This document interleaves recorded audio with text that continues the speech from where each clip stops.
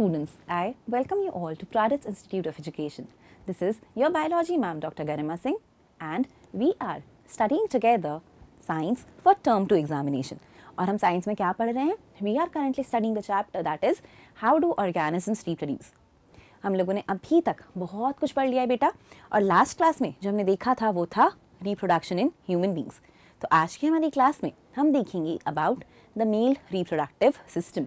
तो आज की हमारी क्लास एक डेडिकेटेड क्लास है जिसमें हम समझेंगे about the male reproductive system, कि मेल रिप्रोडक्टिव सिस्टम कैसा होता है और इसके क्या क्या पार्ट्स हैं, क्या क्या कंपोनेंट्स हैं, किस तरीके से एक ऑर्गेनिज्म की हेल्प करते हैं कि वो रिप्रोडक्शन कर पाए. तो चलो समझ लेते हैं इसी नोट पे मेल रिप्रोडक्टिव सिस्टम को. देखो, मेल रिप्रोडक्टिव सिस्टम की आप जब भी बात करोगे ना, एक चीज़ ध्यान रखना, मेल रिप्रोडक्टिव सिस्टम में आपको क्या मिलेगा? आपको मिलेंगे दो मेन ऑर्गन्स. ठीक है, दो मेन रिप्रोडक्टिव ऑर्गन्स. तो इन दो मेन रिप्रोडक्टिव ऑर्गन्स को आप क्या बुलाते हो? इन्हें हम बुलाते हैं टेस्टिस. तो मेल्स के पास टेस्टिस होते हैं, ये इनके मेन रिप्रोडक्टिव ऑर्गन्स होते हैं. ठीक है, टेस्टिस क्या है? Main reproductive organs. अब ये जो टेस्टिस है, इन्हीं का काम है कि वो मेल हार्मोन को भी प्रोड्यूस करें जो बाकी सारे चेंजेस करा रहा है, और साथ में मेल गैमेट को भी प्रोड्यूस करें, मतलब स्पर्म का भी प्रोडक्शन करें. तो जो टेस्टिस होते हैं इनका ड्यूअल फंक्शन है. पहला फंक्शन है कि मेल हार्मोन का प्रोडक्शन कराना, मतलब टेस्टोस्टेरोन का प्रोडक्शन कराना, जो एक एंड्रोजन का टाइप है. तो एंड्रोजन मतलब टेस्टोस्टेरोन का प्रोडक्शन कराना टेस्टिस का फंक्शन है, फर्स्ट फंक्शन. सेकेंड फंक्शन क्या है? मेल जर्म सेल यानी मेल गैमेट का फॉर्मेशन कराना, जिसे आप बुलाते हो स्पर्म. इसका एग्जैक्ट नाम होता है स्पर्मेटोजोआ, शॉर्ट फॉर्म में हम इसे बुलाते हैं स्पर्म. तो स्पर्म का प्रोडक्शन और हार्मोन का प्रोडक्शन दोनों किसके काम है? मेन मेल रिप्रोडक्टिव ऑर्गन के, जिसका नाम है टेस्टिस. कितने होते हैं? दो होते हैं. अब पता है ये कहाँ लोकेटेड होते हैं? ये बॉडी के अंदर नहीं होते, ये बॉडी के बाहर लोकेटेड है. मतलब बॉडी के बाहर in the sense abdominal cavity के अंदर नहीं होते, अब्डोमिनल कैविटी के बाहर लोकेटेड है. अब्डोमिनल कैविटी के बाहर ऐसे कुछ बैग जैसा स्ट्रक्चर रहता है, थैले जैसा. उस सैक लाइक स्ट्रक्चर के अंदर ये टेस्टिस लोकेटेड होते हैं. उस थैले जैसे स्ट्रक्चर को हम बुलाते हैं स्क्रोटम, या फिर उसे हम बुला सकते हैं स्क्रोटल सैक. तो ये स्क्रोटम यानी स्क्रोटल सैक में लोकेटेड है, आउटसाइड द अब्डोमिनल कैविटी. तो यहाँ पर आपका पेट, इंटेस्टाइन वगैरह सब खत्म होगा, तो उसके बाद नीचे ऐसा कुछ बैग टाइप का स्ट्रक्चर होगा, ऐसे बैग टाइप का स्ट्रक्चर, और इस बैग टाइप के स्ट्रक्चर में लोकेटेड होंगे टेस्टिस. ठीक है, तो टेस्टिस ऐसे ओवल शेप के मेन रिप्रोडक्टिव ऑर्गन्स हैं, मेन मेल रिप्रोडक्टिव ऑर्गन्स हैं. ठीक है, तो ये हो गए हमारे टेस्टिस. अब इसके बाद क्या? इसके बाद अगर आप देखोगे तो हमें क्या पता चलेगा? हमें पता चलेगा कि ये यहाँ पर लोकेटेड क्यों है. किसी ने पूछ लिया कि यहाँ पर क्यों है, तो आप क्या बताओगे? आप ये बताओगे कि उनकी बॉडी का टेम्परेचर काफ़ी ज़्यादा है. इंटरनल बॉडी का टेम्परेचर होता है 37 डिग्री के आसपास. बट इन ऑर्गन्स को बनाने हैं मेल जर्म सेल, मतलब मेल गैमेट, स्पर्म. स्पर्म का फॉर्मेशन इतने हाई टेम्परेचर पे नहीं हो सकता. स्पर्म के फॉर्मेशन के लिए एक लोअर बॉडी टेम्परेचर चाहिए, जो कि 2.5 से 3 डिग्री कम होना चाहिए नॉर्मल बॉडी टेम्परेचर से. मतलब उसको लगभग 34-35 डिग्री टेम्परेचर चाहिए, तब जाकर उसका फॉर्मेशन हो सकता है. और इसीलिए उनको बॉडी के बाहर इस स्क्रोटल सैक में प्लेस किया है, क्योंकि स्क्रोटल सैक में टेम्परेचर उतना ज़्यादा नहीं रहता जितना बॉडी का टेम्परेचर है, ताकि उसको एक लोअर टेम्परेचर प्रोवाइड कर सके. इसीलिए उसे स्क्रोटल सैक में प्लेस किया हुआ है. तो यही चीज़ आपको यहाँ से ध्यान रखनी है कि मेल रिप्रोडक्टिव सिस्टम में बहुत सारे पोर्शंस होंगे. ठीक है, एक तो वो पोर्शन है जो मेल जर्म सेल बना रहा है, मतलब मेल गैमेट बना रहे हैं, मतलब टेस्टिस. और इसके अलावा उसमें कुछ दूसरे पार्ट्स भी हैं जिनका काम है उस स्पर्म को ट्रांसपोर्ट करके फीमेल बॉडी तक पहुंचाना. तो दूसरे पार्ट्स का काम होगा इस गैमेट को यहाँ से बाहर निकाल के फीमेल बॉडी तक पहुँचाने का. ये जो जर्म सेल है या स्पर्म है, ये कहाँ पर बनने वाले हैं? ये बनने वाले हैं टेस्टिस में. ठीक है, टेस्टिस कहाँ है? अब्डोमिनल कैविटी के बाहर है, स्क्रोटम के अंदर प्लेस्ड है. क्यों है भैया? क्योंकि एक लोअर टेम्परेचर चाहिए than the normal body temperature. 100% पूछे जाने वाला ये क्वेश्चन है कि क्यों टेस्टिस को स्क्रोटम में प्लेस किया गया है. Why are they not placed inside the abdominal cavity? This is the question they will ask you. ठीक है, इसके अलावा क्या? टेस्टिस का दूसरा फंक्शन, टेस्टिस का काम है हार्मोन सेक्रीट करना. हार्मोन का नाम है टेस्टोस्टेरोन. तो ये टेस्टोस्टेरोन का प्रोडक्शन कराती हैं. साथ में ये क्या कराते हैं? ये टेस्टोस्टेरोन मेक श्योर करता है कि ये स्पर्म का फॉर्मेशन ढंग से कराए, और जितने भी मेल चेंजेस हैं, मेल प्यूबर्टी में आने वाले चेंजेस हैं, उन सब को, जो मेल के अपीयरेंस का ध्यान दे रहे हैं, उन सबको भी निकाल के लाए, उन सब का भी फॉर्मेशन या डेवलपमेंट कराए। तो ये एक ऐसा हार्मोन है जो मेल्स में गैमेट का फॉर्मेशन भी करा रहा है, प्लस उनके सेकेंडरी सेक्सुअल कैरेक्टर्स के लिए भी रिस्पॉन्सिबल है। और इसका प्रोडक्शन कौन करा रहा है? टेस्टिस। तो टेस्टिस से स्पर्म का भी प्रोडक्शन कराया और टेस्टोस्टेरॉन का भी कराया। ठीक है, तो यहाँ तक बच्चा हमको पूरा ध्यान रखना है। अब ये क्या दिख रहा है आपको? ये आपको दिखाई दे रहा है मेल रिप्रोडक्टिव सिस्टम। तो ये मेल रिप्रोडक्टिव सिस्टम का डायग्राम है। अब मेल रिप्रोडक्टिव सिस्टम के डायग्राम की जब आप बात करोगे ना, ये क्या है? ये साइड व्यू है। मतलब इंसान अगर ऐसे खड़ा है तो आपको इस तरीके से दिखाई देगा। सामने से खड़ा होता तो ऐसा नहीं दिखाई देता। सामने से खड़ा होगा इंसान तो आपको इस तरीके का स्ट्रक्चर दिखाई देगा। अब देख लेते हैं कैसा है ये डायग्राम। देखो, ये डायग्राम साइड व्यू है। साइड व्यू में ये अब्डोमेन वाला पोर्शन है, ये ऊपर वाला, और ये नीचे क्या है? ये नीचे अब्डोमेन के बाहर वाला पोर्शन है। तो ये जो सैक लाइक स्ट्रक्चर दिख रहा है आपको, इसे हम कहते हैं स्क्रोटम। तो ये सैक लाइक स्ट्रक्चर है स्क्रोटम। इसके अंदर यहाँ पर ये प्लेस है टेस्टिस। तो स्क्रोटम के अंदर आपको दिखाई दे रही है एक टेस्टिस। ठीक है, इसके अलावा आपको क्या दिखाई देगा कि टेस्टिस से कुछ बहुत सारी ट्यूब्स निकल रही हैं, कुछ बहुत सारी पतली सी ट्यूब निकल रही हैं। टेस्टिस के बाहर ये जो पतली सी ट्यूब जैसी चीज़ निकल रही है, पाइप जैसे स्ट्रक्चर्स निकल रहे हैं। पहला स्ट्रक्चर जो आपको यहाँ दिखाई दे रहा है वो है एपिडाइडमिस। ठीक है, उसके बाद आपको दिखाई देगा कि इस तरीके से ऊपर जा रहा है और ब्लैडर के ऊपर कॉइल हो रहा है। तो जब ये यहाँ से ऊपर जाकर ब्लैडर के ऊपर कॉइल होता है, ये वाली ट्यूब कहला रही होती है वास डिफरेंस। ठीक है, तो टेस्टिस है, उसमें से एपिडाइडमिस नाम की एक ट्यूब निकली है, ऊपर वास डिफरेंस बन के उसने ब्लैडर के अराउंड, यूरिनरी ब्लैडर के अराउंड अपने आप को कॉइल करा है। और कॉइल करने के बाद यहाँ से फिर वो आगे आ रही है और आगे आकर यूरिथ्रा में जाकर मिल रही है। आगे जाकर यूरिथ्रा में जाकर कंबाइन हो रही है। यूरिथ्रा तो आपको याद होगा, यूरिथ्रा क्या था? यूरिथ्रा था वो वाला ओपनिंग, वो वाला ट्यूब जिसके थ्रू हम यूरिन पास करते हैं। तो यहाँ पर क्या हो रहा है? वास डिफरेंस जो टेस्टिस से होता हुआ आ रहा था, टेस्टिस को कनेक्ट कर रहा है, वो टेस्टिस को यूरिथ्रा से कनेक्ट कर रहा है। मतलब टेस्टिस के अंदर जो बनेगा वो भी यूरिथ्रा में आएगा। मतलब स्पर्म भी यूरिथ्रा के अंदर ही आने वाला है। तो मेल्स में यूरिथ्रा का काम होता है यूरिन के साथ साथ स्पर्म को भी कैरी कराना। तो मेल बॉडी में यूरिन को पास करने का और स्पर्म को रिलीज करने का सेम रास्ता है। तो हम कहते हैं इनके पास एक कॉमन यूरिनोजेनाइटल ट्रैक्ट है। कॉमन यूरिनोजेनाइटल ट्रैक्ट है।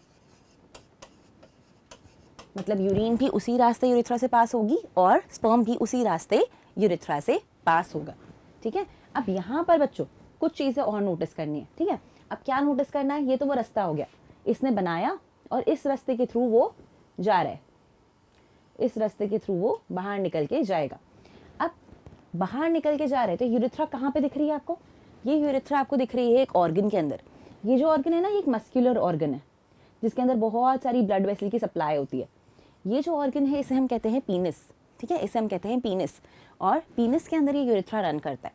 ये पीनिस वही है जो एनलार्ज होता है, इरेक्ट होता है, ताकि ये ऑर्गन फीमेल बॉडी के अंदर एंटर कर सके और सीमेन को, मतलब स्पर्म को, और वो लिक्विड को जिसमें स्पर्म होता है, उन दोनों चीज़ों को फीमेल बॉडी तक पहुंचा सके। ये इस पर्टिकुलर ऑर्गन का काम है। अब इस ऑर्गन को अगर ये करना है कि स्पर्म को और उस लिक्विड को पहुंचाना है, तो वो लिक्विड होना भी तो चाहिए। अब ये लिक्विड कहाँ है मैम? स्पर्म तो आपने कहा इसने बनाया, तो स्पर्म तो इसने बना लिया, यहाँ से दे दिया होगा, पर ये लिक्विड वाली चीज़ कहाँ है? कहाँ है? तो ये लिक्विड वाली चीज़ बच्चों बनती है इन स्पेसिफिक स्ट्रक्चर्स की हेल्प से। तो यहाँ पर जो आपको दिखाई दे रहे हैं ना, सेमाइनल वेसिकल, प्रोस्ट्रेट और बल्बो यूरिथ्रल, ये तीनों होते हैं ग्लैंड्स। ये तीनों होते हैं ग्लैंड्स। इनको हम कहते हैं एक्सेसरी ग्लैंड। एक्सेसरी क्यों कह रहे हो मैम?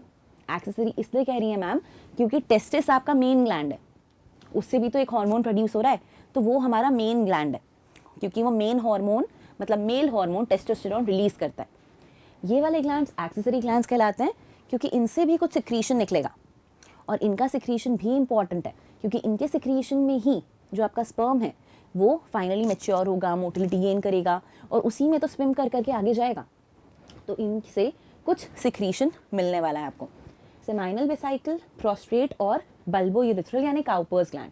तो यहाँ पे देखो आपके पास दो, मेल्स के पास दो सेमाइनल वेसिकल्स होते हैं, एक इधर दिख रहा है, एक उस साइड भी होगा।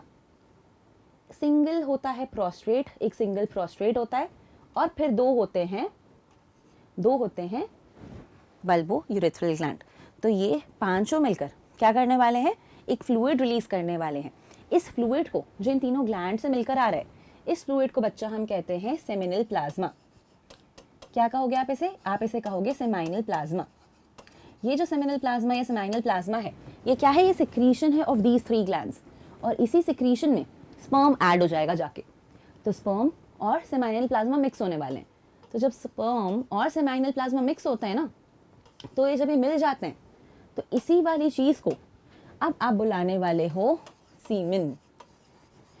इसी वाली चीज़ को फिर आप बुलाने वाले हो सीमेन। तो आपने समझा कि सीमेन क्या है? सीमेन है बेसिकली आपके एक्सेसरी ग्लैंड्स का जो फ्लूइड है वो प्लस द स्पर्म। तो एक्सेसरी ग्लैंड से जो फ्लूइड निकल रहा है उसे हम सेमिनल प्लाज्मा कह रहे हैं, और इसी में जब स्पर्म ऐड करा देते हैं इसे हम सीमेन कहते हैं। इसीलिए जो यहाँ से लिक्विड निकलता है यूरिथ्रा से सेक्सुअल इंटरकोर्स के टाइम पे, उस लिक्विड को हम सीमेन कहते हैं, और जब ये रिलीज होता है तो हम कहते हैं इंसेमिनेशन हो रहा है। क्या कहते हैं? इंसेमिनेशन हो रहा है, क्योंकि सीमेन रिलीज होकर फीमेल बॉडी तक पहुंचाया जा रहा होगा। तो इसीलिए ये प्रोसेस कहलाता है इंसेमिनेशन का प्रोसेस। अब एक चीज़ और ध्यान रखना, क्योंकि ये यूरिथ्रा ब्लैडर से कनेक्टेड है, तो नॉर्मल टाइम पे से यूरिन निकल रही होती है, नॉर्मल टाइम पे से यूरिन निकल रही होती है। बट सेक्सुअल एक्टिविटी के टाइम या फिजिकल रिलेशनशिप में जब लोग होते हैं, फिजिकल इंटरकोर्स के टाइम, तब क्या हो रहा होता है? तब इसी जगह से स्पर्म यानी कि सीमेन पूरा का पूरा रिलीज होता है। तो इसीलिए एक कॉमन रास्ता है दोनों चीज़ों को रिलीज कराने का। अब बेटा एक चीज़ और है, ये क्या है? ये आपकी टेस्टिस है अंदर से, ठीक है? टेस्टिस है अंदर से। तो अंदर से टेस्टिस को देखोगे ना, तो टेस्टिस में देखेंगे कि बहुत सारे कंपार्टमेंट्स हैं, बहुत सारे ऐसे ऐसे कंपार्टमेंट्स हैं। इन कंपार्टमेंट्स को आप सेमिनिफेरस ट्यूब्यूल बुला सकते हो, और इन्हीं सेमिनिफेरस ट्यूब्यूल के अंदर, इन्हीं के अंदर स्पर्म का फॉर्मेशन होगा। मतलब इनके अंदर कुछ स्पेशलाइज सेल्स होंगे। वो स्पेशलाइज सेल्स जो आपकी बॉडी में एक स्पेशल टाइप का सेल डिवीजन यानी मियोसिस करेंगे।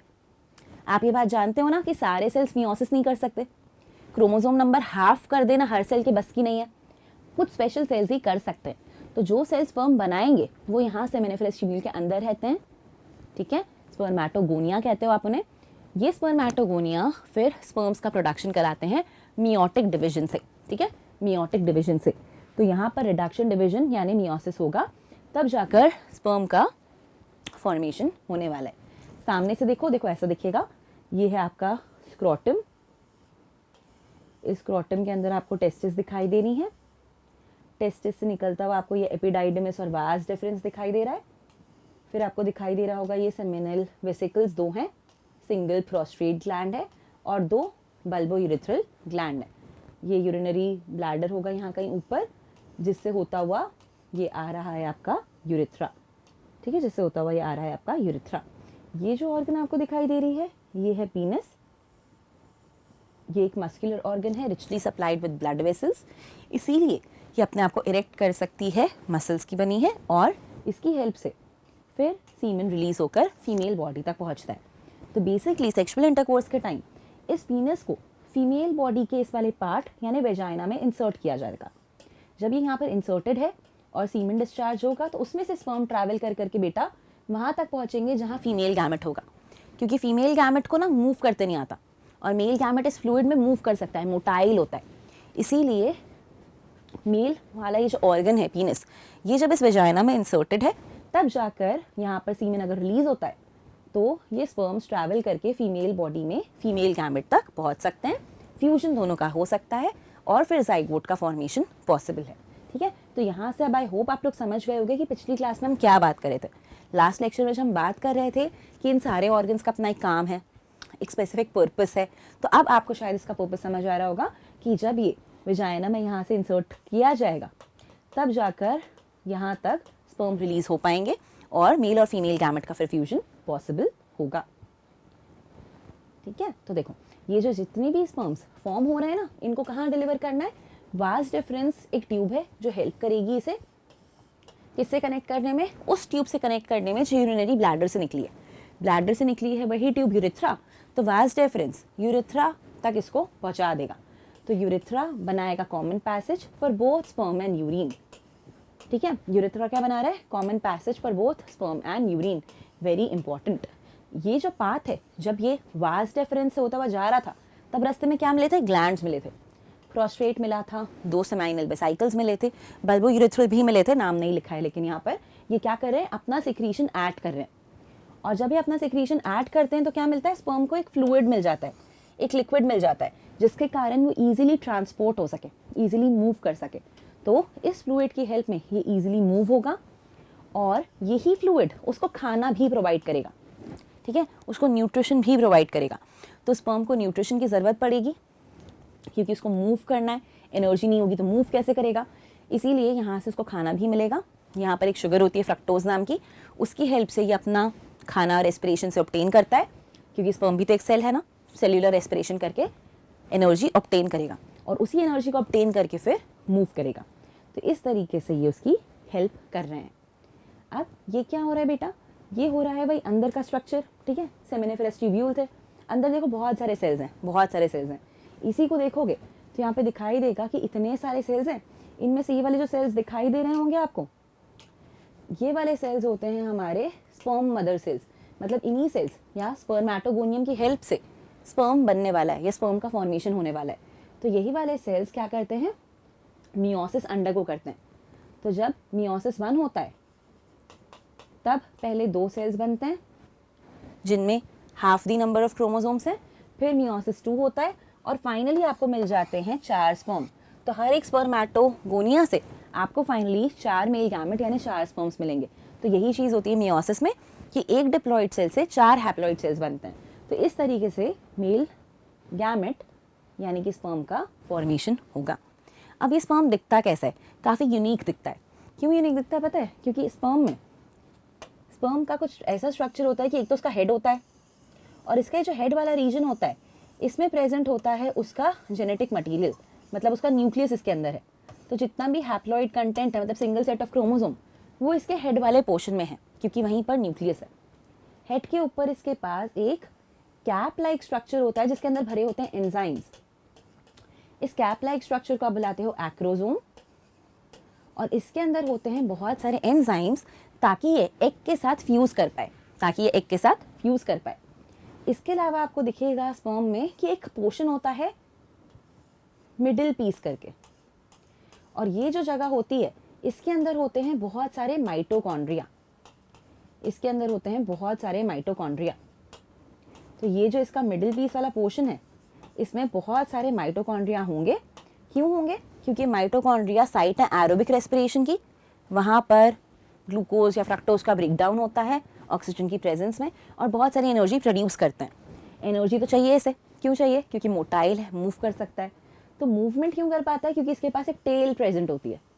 तो इसके पास एक टेल भी होती है जिसकी हेल्प से ये मूव करके फीमेल गैमेट तक पहुंचता है, क्योंकि फीमेल गैमेट नॉन मोटाइल है। तो ये जो स्ट्रक्चर है ये है स्ट्रक्चर हमारे स्पर्म का। तो स्पर्म्स बेसिकली बहुत टाइनी बॉडीज़ होती हैं, बहुत छोटी होती हैं, इनके अंदर जेनेटिक मटेरियल है। तो ये रहा इनका जेनेटिक मटेरियल इनके न्यूक्लियस में। न्यूक्लियस कहाँ है, इनके हेड वाले पोर्शन में। एक लॉन्ग टेल है जो हेल्प कर रही है ताकि ये मूव करके फीमेल बॉडी तक पहुंच पाए। बाकी भी स्ट्रक्चर्स हैं जो मैंने आपको बताए बट बुक में बेटा लिखे नहीं हैं, बट प्लीज़ इसे ध्यान रखना। तो ये एक्रोसोम, ठीक है, एंजाइम्स भरे हुए हैं इसमें। ये हेड वाले पोर्शन के अंदर का न्यूक्लियस, इसके अंदर सिंगल सेट ऑफ क्रोमोसोम है क्योंकि दूसरा सिंगल सेट फीमेल गैमेट में मिलेगा। तो जब दोनों सिंगल सेट मिलेंगे तो फ्यूजन या फर्टिलाइजेशन होगा। अभी तो नहीं हुआ है, फीमेल रिप्रोडक्टिव सिस्टम जब पढ़ेंगे तब पता चलेगा। फिर ये मिडिल पीस में बहुत सारे माइटोकॉन्ड्रिया एनर्जी प्रोवाइड कराने के लिए, और ये टेल जिसकी हेल्प से मूवमेंट होने वाला है। तो ये है एक स्ट्रक्चर मेल गैमेट यानी कि स्पर्म का। तो आज की क्लास में हमको बेटा यही सब पढ़ना था, ठीक है। हमने आज समझा कि मेल रिप्रोडक्टिव सिस्टम क्या है, कंपोनेंट्स क्या हैं, पार्ट क्या हैं, फंक्शन क्या है, और साथ में देखा about the structure of male gamete. In the next class now we will be learning about female reproductive system, और उसमें हम पढ़ेंगे कि फीमेल गैमेट कैसे बन रहा है तो स्पर्म उस तक पहुँचेगा तो फ्यूजन कैसे होगा, इम्प्लांटेशन कैसे होगा, and we will also talk about कि अगर हो गया तो प्रेगनेंसी के बाद क्या होगा, प्रेगनेंसी क्या होती है, बेबी बच्चा बाहर कैसे आता है. So we'll talk about all these things in the coming lecture. So if you find it useful, then please do like, share and subscribe. Till then, thank you so much.